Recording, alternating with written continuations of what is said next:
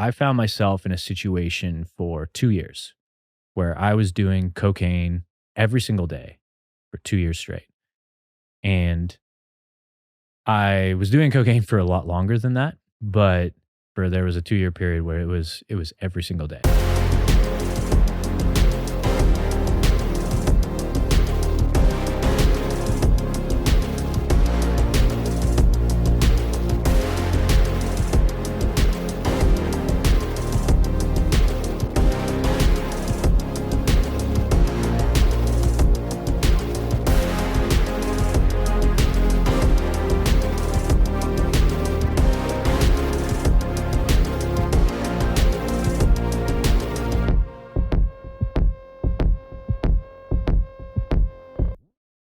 All right, we're back for episode something. I don't know what number we're on, but we've done a bunch. If you haven't gone back and listened to all the episodes up to this point, highly recommend that you do so, especially the episode before this, because the episode before this, I talk about kind of my origin story, how I got into fitness, and some bumps along the way. There were some serious bumps in there. I didn't go too deep into it, but I touched on it. And one of the things that I touched on, one of the bumps was addiction.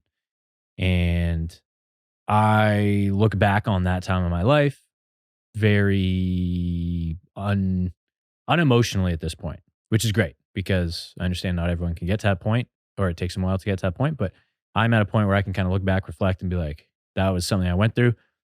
A lot of times I look back and you get some secondhand embarrassment of your former self, or you look back and you cringe and you're like, oh man, I wish I never did that.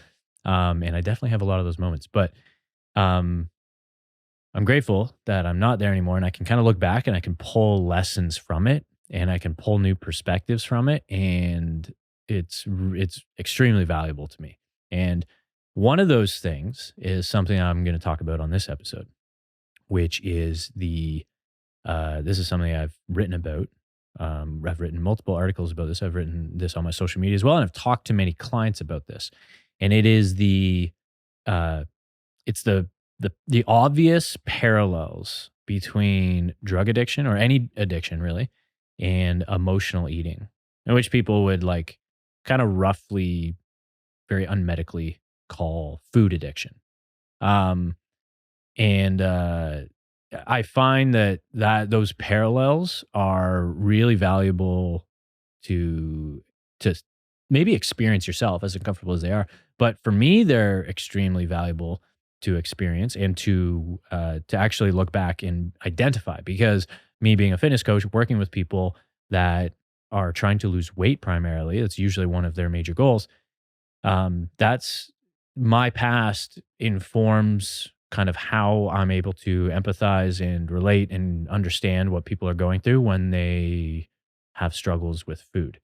And most people who have been overweight most or all of their life, it's not as simple as just going to the gym. Be like, oh, you just got to go to the gym. You just got to train more. You just got to exercise. You just got to stop eating sugar. You just got to stop eating this. You just got to stop drinking pop, whatever it is. It's not that simple. It is. I mean, it is on a theoretical level, but practically speaking, it just is not that simple. If it was, we would not have an obesity problem that's getting worse. And so I look back on kind of my challenges with addiction, and because of the ways that I felt at that time, it's amazing how many things are relatable to my clients who maybe have never touched drugs, some of them, but they struggle with some level of like emotional attachments to food. Or I should say even like emotional attachments to like just eating in general. Go back, that being said, go back to watch the last episode, because I talk a little bit about my experience around that, and then come back, finish this episode out. Because one thing that I talked about in the last episode is, again, my struggle with addiction. And one of the things that got really bad for me was not just the drinking and the cigarettes and the weed and whatever else, but it was and the mental health. That was a big part about it. And a lot of the perspectives and beliefs and self-perception and self-image and stuff like that plays into this as well, big time. But one of the things that was one of the things that happened was I found myself in a situation for 2 years where I was doing cocaine every single day for 2 years straight. And I was doing cocaine for a lot longer than that, but there was a 2-year period where it was every single day. I had a little baggie of cocaine always in my sock. That is where it was usually in my sock, or it was behind my ID in my wallet, and that is where I always kept it. And never was a lot. Very rarely was a lot. It was usually a little baggie that I always kept there, and that allowed me to do cocaine every day, regardless of whether I was actually partying or not. Um, something that I experienced at that time, and I don't know if I knew it at the time. And in fact, I certainly didn't know this at the time. But looking back and reflecting on it, I can look back and be like, this is an interesting thing that parallels directly with some of my clients' challenges with food. And one of those things is this, you may have heard this term before, but chasing the dragon. It's this idea of chasing this feeling that you never actually achieve, but you're constantly trying to search for it and you're constantly looking for it. And this is where you kind of get into this trap. You can do this with food, you can do this with drugs, and you can do this with a lot of other things that you can be addicted to. Um, but you get into this trap where you're anticipating some relief or some type of euphoria or some type of um, positive emotion that you can't even really describe, and you may not even know you're looking for, but you chase this thing, and it's a trap because you never actually end up getting it, but you keep doing more of the thing that you think is going to get you that thing. And it only makes you feel worse. Well, I guess in the short term, it makes you feel better until it makes you way worse. And then it makes you way worse. And then usually the shame and the negative emotions around what you've just done um, will often trigger the, the motivation, for lack of a better term, to just do it over again and fall into that trap. And that's where you get into a cycle of addiction. And this can happen with drugs and this can happen with food as well. And looking back, I was like, I can reflect and see that where that was constant for me. And I see it in people when they're struggling with challenges around food. Um, these behaviors I see constantly with like various clients that I work with. And I'm not a psychotherapist. I'm not a drug counselor. I'm not a life coach. I'm just a fitness coach who helps people lose weight. But inevitably, this is valuable for me because I can take these lessons and experiences I've gone through on my own, the ones that I just, there's a lot of things in here, but that chasing the dragon aspect and that experience is one that's really valuable because I can see people kind of go through that. And I'm like, man, that was exactly me, but with drugs. And it was just partying in general. I love to party. It wasn't even that I just love doing drugs. I love partying. Um, I think as much as there's a lot of parallels here, there's also a lot of things that are not the same. And one of the things that is not the same at all is the fact that, and actually this makes it way harder. This makes it much, much harder to, um, to improve and manage a food addiction than it does to improve or solve a drug addiction, is because I can never do drugs for the rest of my life if I choose to. I could just choose to go cold turkey. And there's a lot of baggage in that, of course, when you're managing addiction. But in theory, at the very least, you could stop doing drugs and be fine. But I can't, if I'm struggling with food, or if I'm struggling with some type of emotional attachment or some type of disordered eating pattern or bad habits around food, I can't quit food. And I can't quit food cold turkey, certainly. So this is something where it makes it much harder to manage the food side of things because you can't stop eating food. You're going to have to eat food for the rest of your life. Food is going to be everywhere for the rest of your life. It's pervasive in our environment, especially now in modern day first world, because most of like social events, not just your day to day, even where you're just driving down the road, there's fast food restaurants everywhere, tons of opportunities to pull over and eat trashy food, including gas stations. So it's just kind of everywhere, but also these social events where most things that you would go to that are social functions or some type of event of any kind is going to have food as kind of a piece of that event. And in most cases, drugs are not. So it can be easier, not necessarily easy, but it can be easier from that perspective to manage or improve and treat a drug addiction than it can be like some type of um, emotional dysregulation around food. And that's important to understand. Is not There's a lot of parallels here, but that is one that's extremely more challenging. And uh, if I had to if we were gonna like kind of go extrapolate from that and kind of create a hypothetical scenario, it's like if I had to um, develop a healthy relationship with cocaine use, that would be incredibly intimidating and very overwhelming. And it probably would not, you could probably say this with like, I laugh when I say this because it's like, I could probably say pretty certainly that like I wouldn't be where I'm at because that just, as much as it's not impossible, that does seem damn near impossible, right? So this is something that people are confronted with that do have emotional baggage around their eating behaviors and whatnot. So I think that's really, really important to understand when, at least important for me to understand when I'm helping people professionally with losing weight. And sometimes the barriers they have around that are things around, their own self image, their own self confidence around food, their coping mechanisms that they've developed since childhood. And they use food for that sometimes.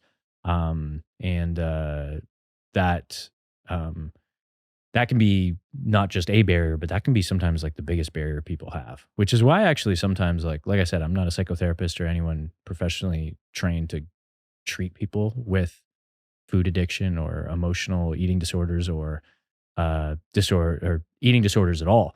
But at the very least, I can offer kind of support to help people with that. And but this is also why like those types of professions can help people with, actually weight loss, believe it or not, because if this is one of their biggest barriers, it's not as simple as like, oh, you just need to go see a trainer or you need to exercise more and get a membership at a gym. It's not necessarily that simple because most of the challenges for everybody actually are up here. And for some people, it's way harder up here. And that means those types of people are going to need a lot more help from someone who's more trained professionally to help with things up here, as opposed to like, here's a training plan, here's a meal plan, here's my coaching support, and here's the way to eat, here's the way to exercise, right? It's not gonna be that simple for everyone. Um, but but yeah, I think, putting all that together, it's like my experience with drugs and partying and just addiction in general has given me a ton of experience to be able to, at the very least, relate to my clients when they're having those moments of like extreme shame, embarrassment, self judgment, self hate, and very, very uncomfortable negative emotions around their body, around why can't I lose weight? What is wrong with me? Those are very common like words that people will tell themselves. And people that I work with, that's not that uncommon to hear people experience that. And sometimes they share that with me and sometimes they don't. Understandably, I understand when they don't because that isn't a nice thing to even like say out loud, much less have it inside your head. But that is very, very common when people have a weight loss goal. Is it's a lot more than just you need to eat less and move more. And I think that's probably a big thing to pull from this as well. Is that is still, I think, a very common piece of advice when it comes to helping people through this obesity problem that's getting worse, or just someone on a one-to-one situation where it's like if someone comes to you and you may not be a fitness coach, but someone comes to you and they're like, hey, I want to get in shape, what do I do? And usually the response is like, well, okay, well, some version of you're going to need to do this, this, and this. And it might be good advice, it might not be, but usually it's revolving around here's how to eat less, here's how to move more. Because people know at this point, most people understand to lose weight, you're going to need to eat less food, or at the very least, eat less calories, more specifically, and you're going to need to move more than you already are, usually. Um, that on paper is extremely simple, but it's not easy. And it's not easy because we're not robots. We are emotional beings, we're emotional creatures, and all of our baggage from childhood and adulthood and just life in general gets packaged up and then creates some type of clunky relationship with food. At least for some of us, that's our challenge. And I haven't I haven't gone down the path of like very challenging or yeah, very challenging um relationship with food, but a lot of people have. And I've had bouts of that for sure. There was something I've written about this in the past as well, where I talked about if you're familiar with the term orthorexia, which is I forget the actual definition of it, the technical definition, but it's essentially what happens is quite probably more common than we even actually know right now, but it's probably more common in the fitness space than people are aware. But it's this idea of like you end up you end up taking things like exercise, eating healthy, supplementation, and all the things around that, and then it ends up being taken to a point of obsession and extremeness where it promotes neuroticism and obsession where it actually becomes unhealthy. And that it's tough to kind of draw that line where that is, but I've been there. For me, it didn't get terribly severe. The drug abuse was more severe for me for sure, but the orthorexia wasn't. But looking back on that, I can remember periods of time. It was earlier in my fitness journey when I went through this kind of orthorexic phase of my life, and I caught myself doing certain things. And actually, I was able to identify that in the moment, which is great, or pretty close to the moment where I'm like, this I don't think this is healthy anymore. And then that kind of helped inform my own philosophy and approach on health, which is a little bit more holistic than maybe just looking at health from like a macro or calorie perspective, or even just looking at it from a perspective of blood work, things that we can measure and things that we can see and things that we can touch. But I think it goes deeper than that. It goes even into things that we can feel, which is things like emotions, relationships with friends. A lot of social inputs are factors in that as well. Um, but but kind of going back to this eat less and move more. This is still a very, very common piece of advice for people to lose weight. And I think it's extremely reductionist. I think it's extremely myopic and it's oversimplified. And as much as it's true, it is true. I will admit that it isn't actually terribly helpful because like I said, I think you have to understand that there's a lot more baggage that goes into this, and all of that is between the ears. And I look back on my experience with addiction, and I can kind of pull from that a lot of the feelings I had, like what I said with chasing the dragon, this anticipation where I can hardly wait for essentially a treat, right? That's kind of what it was actually. And it's the same way that it's not, here's the thing. This isn't the same thing, but there's some parallels. So I'm not comparing these identically, but I am comparing them in the sense of there are some parallels here. And one of the parallels is I remember that anticipation made me feel like whatever narrative I told myself, I deserve a treat or I want to feel good or I'm chasing this feeling or whatever. And as much as I didn't know it at the time, I can look back and be like, that was a very similar feeling as some of my clients that I work with when they have this pull towards certain foods and certain treats and honestly uh certain feelings that they're actually chasing. And usually it's similar to addiction. It can be often this chasing the dragon can kind of come from actually trying to not necessarily even search out a positive feeling. You are, but it's often coming from this place of trying to avoid a negative feeling. A lot of people will tell me, this is a question that I have on my coaching intake, is what are some of the reasons that you will snack or graze on food, which is a very common habit that people will have in modern day world. And usually this is by far the most common answer that I get, and it's boredom. People will eat because they're bored. And I appreciate them saying that. I appreciate them sharing that. But I'll tell you right now, it's not actually entirely true. They're not,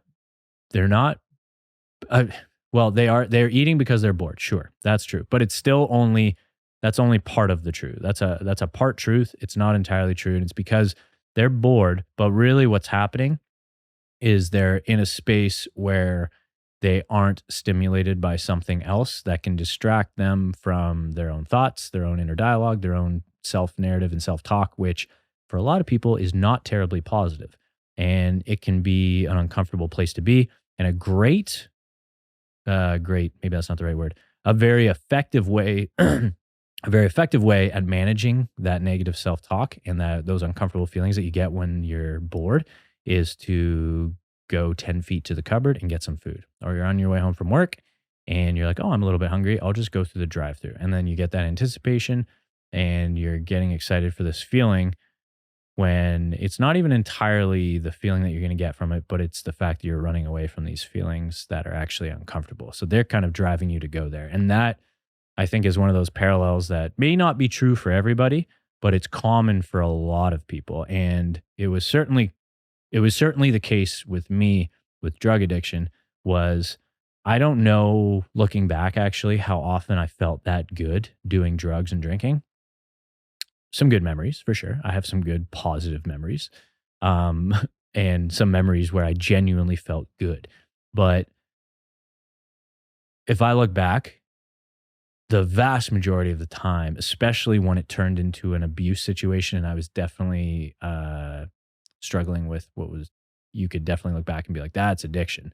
I was actually just trying to run away from how I was feeling at the time. And how I was feeling at the time was very negative. I had a horrible perception of myself. I had a horrible self image. I did not like or love myself at all. I didn't like anything about myself. I felt like a failure. I didn't feel like I was good at anything. Felt like I failed at everything. I didn't feel capable of anything. I didn't feel like I had control over anything. I didn't like parts of my personality and I didn't know how to change that. And a lot of those feelings became kind of just turned into very unhealthy narrative within my head, inner dialogue that just happened all day. And I probably didn't know it at the time. And I think a lot of times we don't. It's very hard to actually, um, I think, identify that in the moment because it just feels like you're normal. But looking back now, where I'm at now, I've improved a lot of that. I can look back and kind of see that is what was happening. And I was just being motivated to get out of those feelings, and I was willing to do anything. So for me, it could have been very well, it could have been food, it could have been sex, it could have been pornography, it could have been gambling. Um, I know some people have like shopping addiction. That's a real thing. You could be addicted to truly anything. If you've seen Gabor Mate's work, he talks about this and how he takes a very holistic, progressive approach to like addiction. And he kind of covers a lot of this stuff. And that actually helped me understand myself a little bit better and understand my clients a little bit better because of I'm able to pull apart these kind of parallels. And I find this stuff super interesting because it helps me become a better coach. So that's great. So on a professional level, I can actually help people better with their goals and actually change their lives in a way that isn't just weight loss on the surface. It's actually how did we get to the weight loss? And then ultimately when if you take a more holistic approach and you change some of these narratives between the ears and how people see themselves and how they talk to themselves, when they do lose the weight, it's actually a lot easier to keep it off. And that's actually a bigger problem than actually people just being too fat nowadays. Because people are too fat nowadays. That's a problem and it's getting worse. But there's something that's happening that I think we have a lot of statistics on that a lot of people aren't aware of. And I forget what the exact one is, but it's something like 90% or higher of people that will actually lose weight will put it right back on in the next 6 months and more. So people don't actually have a problem with losing weight. They have a problem with losing weight and keeping it off. And I think it's because people end up getting to this place where they just want to do anything to fix this problem. And then they resort to extreme diets and all these crazy things out there. And they work really, really well to lose the weight. What those diets are really good at? They're really good at helping people eat less and move more. And that's great, but they don't change how they see themselves. They don't change how they talk to themselves. They don't change any of that inner dialogue. They don't change their self-perception and they don't change their habits. And if you're not changing that, then you just you hit your goal and then you haven't changed yourself. So you inevitably just go back to that. You go back to your old coping mechanisms. And if that was food in the past and that's how you got fat, then you're just going to go back to that because you haven't developed any new coping strategies. So, um, yeah, that's kind of like something that I'm selfishly actually very interested in. And selfish on one end, I guess, because it helps me kind of reflect back on kind of my story with this stuff and my experience. But maybe selflessly to some extent. I won't say that about myself, but like it does. What I love about it is I really do care about being a good coach to my clients and helping them in this real looking back and taking these lessons from my own life. I can apply them to my clients and help them where they're needed with their own struggles with food. So hopefully you found that interesting. Hopefully you found that valuable, and maybe you can even resonate with it. If you can, I'd love to hear some feedback from you on what you thought about this. Send me a DM at Tim_MSHC. Make sure that you share this episode in your social media and tag at Stay Peaked. We want to grow the show. We want to grow the show. We want to reach more people. I want to put out more content that helps people, that inspires people, and that provides valuable information and stuff that people can, take and actually enriches their lives. So hope that did that for you. And if it did that for you, share it to your social media and give it to your friends.